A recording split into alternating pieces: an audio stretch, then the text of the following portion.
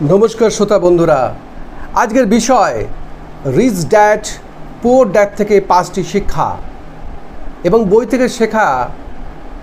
American ব্যবসায়ী এবং লেখক রবার্ট কিওসাকির লেখা রিচ ড্যাড পুয়ার ড্যাড বইটি 1997 সালে প্রথম প্রকাশিত হয় এবং বইটি পড়লে আর্থিক উন্নতি, বিনিয়োগ ও সম্পদ বিষয়ে গতানুগতিক ধারণা বদলে দেবে।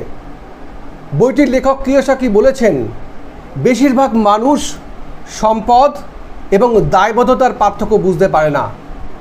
সম্পদ হলো এমন জিনিস যার ফলে টাকা তৈরি হয়, যেমন রিয়েল এস্টেট, স্টক এবং ব্যবসা।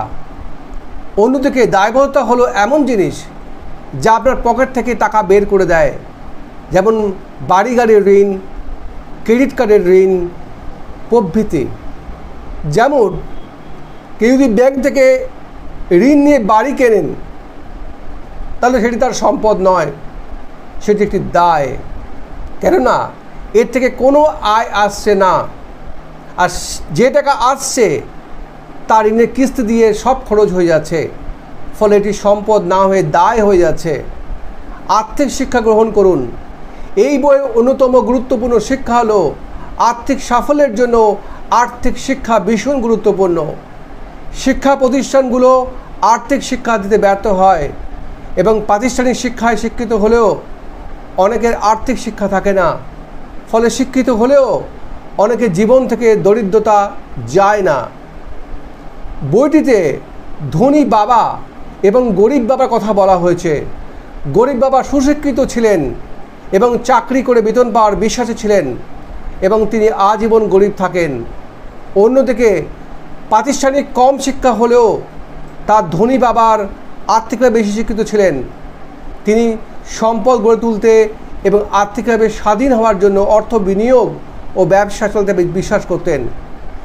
টাকার জন্য কাজ করবেন। গরিবরা শুধু টাকার জন্য কাজ করেন, অন্যদিকে ধনীরা শুধু টাকার জন্য কাজ করেন না, তারা এমন কাজ করেন যা থেকে দক্ষতা অর্জন হয়।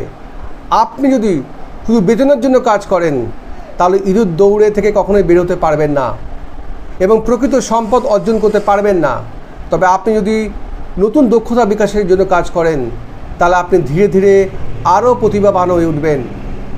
একই সঙ্গে দীর্ঘমেয়াদ নিজের জন্য অর্থ উপার্জনের নতুন সুযোগ তৈরি করবে।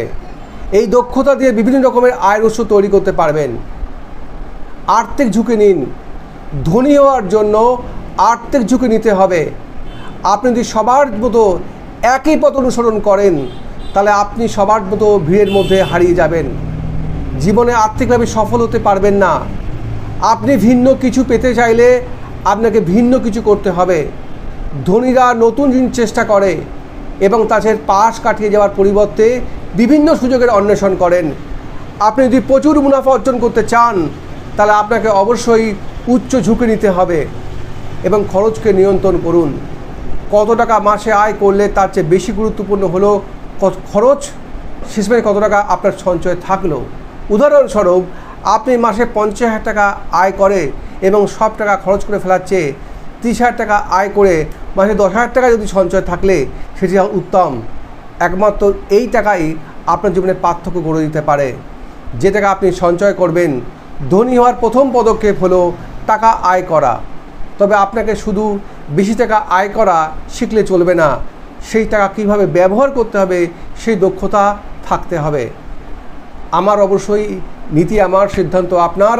অবশ্যই আমার ড্রিম অ্যাচিভার এইচপি গ্রুপ চ্যানেলটিকে সাবস্ক্রাইব করুন, লাইক করুন এবং শেয়ার করুন এবং ডান দিকে দেওয়া বেল আইকনে প্রেস করুন। Thank you very much.